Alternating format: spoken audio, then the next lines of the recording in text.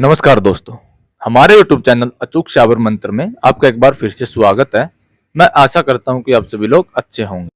आज हम आपके लिए जो जानकारी लेकर आए हैं वो एक बहुत ही अहम महत्वपूर्ण जानकारी है। अगर आप इस जानकारी को नहीं जान पाते हैं या फिर अभी तक आपने नहीं जाना है या जानते हैं तो भी आप इस वीडियो को देख सकते हैं, क्योंकि हो सकता है कि कभी कभार कुछ बातें ऐसी होती है कि जो हमारे पता नहीं होता है लेकिन उसके बारे में हम थोड़ा बहुत जानते होते हैं।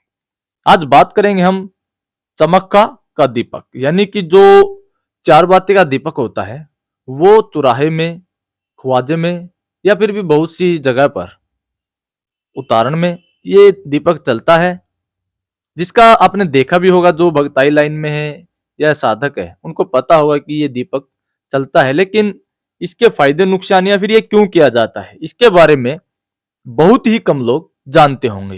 हाँ, हो सकता है कि कोई बहुत ज्यादा भी जानता हो तो बहुत अच्छी बात है।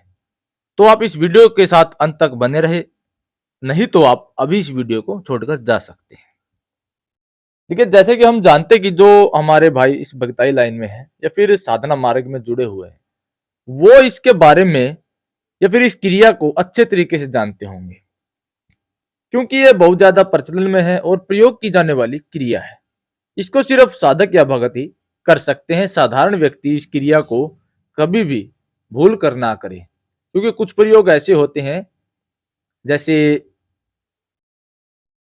किसी रोग का झाड़ा देना हो गया, उसका तागा बना के देना हो गया।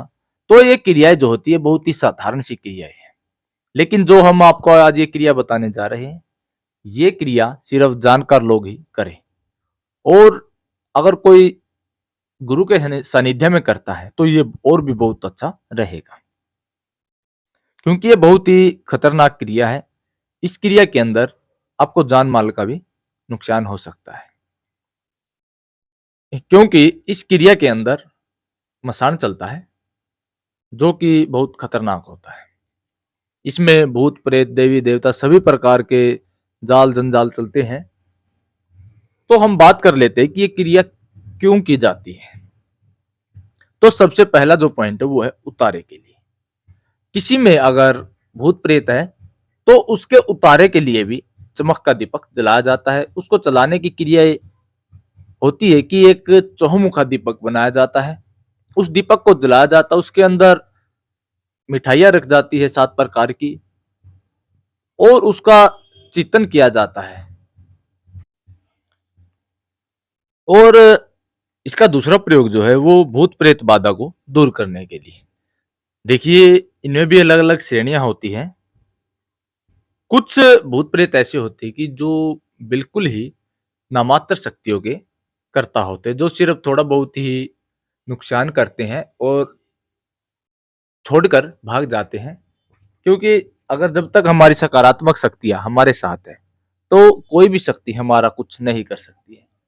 लेकिन जब हम किसी किसी के यहाँ पर प्रथा होती है कि वो उनका भोग देते हैं, हम उनका भोग प्रसाद नहीं दे पाते हैं, तो वो क्रियाएं या वो जो हमारे देवी देवता है, जो हमारे ग्रामीण देवी देवता है, वो उनको अंदर आने की अनुमति दे देते हैं, जिससे कि वो हमारे अंदर थोड़ा बहुत दुख दर्द करके हमको याद दिला देते हैं कि हाँ, आपको ये कार्य करना था।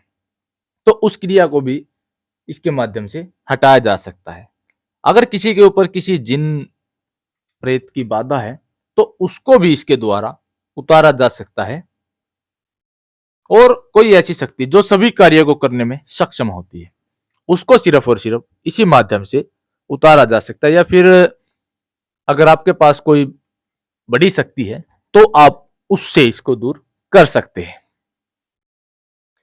और आपने कभी कभी देखा होगा कि किसी के बच्चे खराब होते हैं तो भगत इस क्रिया में 2 गुड़िया रखता है, जिसको बाहर चौराहे पर या सुनसान जगह पर रखा जाता है। और इस क्रिया को सिर्फ और सिर्फ भगत ही कर सकता है, ना कि कोई साधारण व्यक्ति इस क्रिया को कर सकता है, क्योंकि ये बहुत ही खतरनाक क्रिया होती है। तो जब बच्चे पेट में होने पर भी इस क्रिया को किया जाता है। जब किसी स्त्री को बच्चे पेट में है उसके और तीसरे महीने के अंदर इस क्रिया को किया जाता है, जो कि बहुत ज्यादा प्रचलित है। तो तब भी ये क्रिया की जाती है, लेकिन उस समय सिर्फ और सिर्फ ये दीपक ही चलता है और साथ में कुछ नहीं चलता है। जो ये क्रिया है ये कब की जाती है? देखिए, ये क्रिया जो है, जहां तक हमने देखा है, जाना है, तकरीबन यह क्रिया शनिवार के दिन की जाती है और यह मतदान में दी जाती है। इसको ऐसा नहीं है कि कहीं पर भी आप रखाए। इस क्रिया के अंदर हमने पहले भी आपको बताया है कि इसमें पूरा मसान चलता है, और जो भगत है भाई, उनको पता होगा कि मसान क्या होता है। इस क्रिया में मदानन माई, पीर मदानी और भी अन्य देवी देवता साथ में चलते हैं, लेकिन हमारे यहाँ पर अधिक प्रचलित जो है ये क्रिया, ये माता मदानन के लिए और पीर मदानी के दम पर की जाती है, क्योंकि वही पूरे मदान को संभालते हैं। उनकी इजाजत के बगैर कोई भी अच्छी शक्ति हो या फिर बुरी शक्ति हो, हमारे जहां पर हमारे घर होता है उसको गांव बोलते हैं, शहर में घुस नहीं सकती है, क्योंकि उनको प्रत्येक चौक चौराहे वाली भी बोलते हैं इस माता को। इसको प्रत्येक चौराहे का ज्ञान है कि कहां पर क्या होता है, और ये प्रत्येक चौराहे पर दुखती है। इस माता के अगर आपके ऊपर कृपा है तो कोई भी बुरी शक्ति आपका कुछ नहीं कर सकती है। जब तक ये माता अपने कार्य को सही करती है तो किसी भी इंसान का कोई अहित नहीं कर सकता, चाहे वो कितना ही बड़ा इल्मी हो, कुछ भी सिद्धि प्राप्त हो उसके पास। जब तक ये माता मदानन अपने दम पर है सही क्रिया के लिए, तो ये कभी किसी का अहित नहीं करती है, ना ही होने देती है। तो बात करते हैं कि इसको करने के कुछ फायदे और नुकसान भी हैं। तो इस क्रिया को हमने पहले भी बताया कि कोई साधारण व्यक्ति ना करे, इसमें बहुत ही ज्यादा नुकसान है, खतरा है।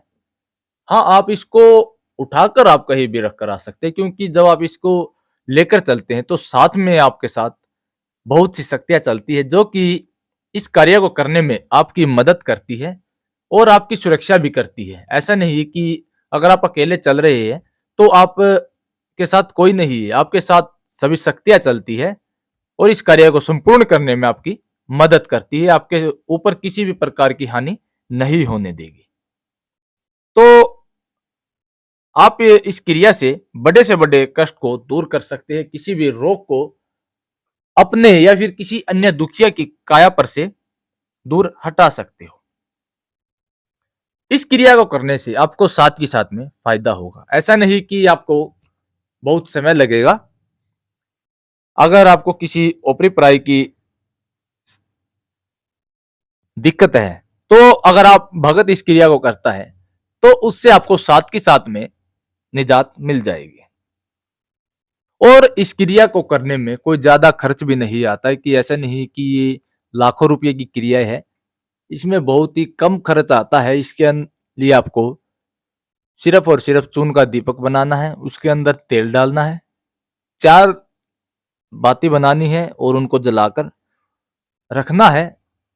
इसको तक बहुत सी जगह पर मटके के अंदर रखा जाता है, कोरा मटका होता है, उसके अंदर रखकर जो भी अलग अलग प्रकार के भोग प्रसाद है वो उस समय की परिस्थिति को देखकर किया जाता है। नहीं तो बहुत तकरीबन दीपक चलता है और 7 प्रकार की मिठाई चलती है।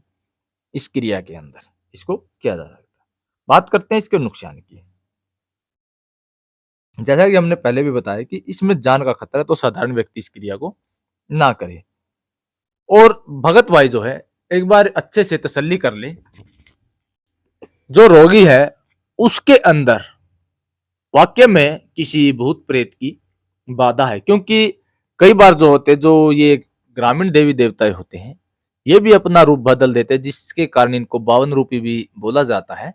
तो ये अपना रूप बदलकर किसी भूत प्रेत का नक्शा दिखा देते हैं। तो उस समय अगर आप इस क्रिया को कर देते हैं तो आपको भी बहुत बड़ा नुकसान हो सकता है। पहले आप ये तसल्ली कर ले कि हाँ, अपने जिस भी आप देवी देवता को मानते हैं उसके माध्यम से ये तसल्ली कर ले कि हाँ, ये वाक्य में ही भूत प्रेत है। तो इस क्रिया को करने के बाद जब आप इसको लेकर जाते हैं तो इसको कभी भी ऐसी जगह पर ना रखे जहां पर व्यक्तियों का आना जाना लगा रहता है ज्यादा, क्योंकि अगर इसके अंदर किसी का पाँव रखा गया या फिर कोई इस क्रिया के साथ टकरा गया तो वो जो सारी परेशानियां हैं वो उस व्यक्ति को लग जाएगी। तो हमें ऐसा भी नहीं करना है कि किसी का अहित हो। तो आप इस क्रिया को चौराहे पर या फिर कहीं ऐसी सुनसान जगह पर रख कर आए जहां पर व्यक्तियों का बहुत ही कम आना जाना लगा रहता है। तो आज के लिए बस इतना ही। अगर आपको यह जानकारी अच्छी लगी तो आप हमारे चैनल को सब्सक्राइब करें, वीडियो को लाइक व शेयर करें। और अगर आपका कोई सवाल है या आप किसी विषय पर वीडियो चाहते हैं तो आप हमें कमेंट बॉक्स में पूछ सकते हैं। ये वीडियो हमने हमारे एक कमेंट के ऊपर बनाया है, जो हमारे एक मित्र ने पूछा था, उसी के ऊपर हमने ये वीडियो बनाया है। तो हमारी वीडियो को देखने के लिए आपका बहुत बहुत धन्यवाद। सभी को ओम नमः शिवाय, ओम नमः शिवाय, ओम नमः शिवाय।